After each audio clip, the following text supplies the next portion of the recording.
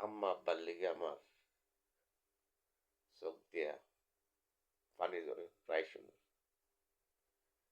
কিন্তু পর মানুষের ভিতরে জীবনের প্রথম যারে দেখছি না, যারা সামনাসামনি কোনোদিন দেখছি না, ওই ব্যক্তির জন্য চোখ পানি এসে এই জীবনের প্রথম ওয়াসিম হাদির জন্য।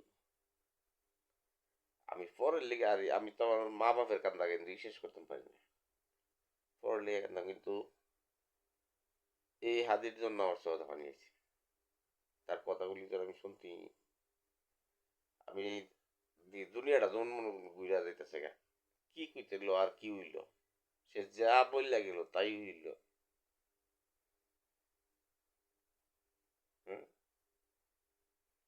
আর মানুষ কত খারাপ হইতে পারে, ক্ষমতার লোভের জন্য মানুষকে মারাইলে মানুষ কত বড় খারাপ হইতে পারে।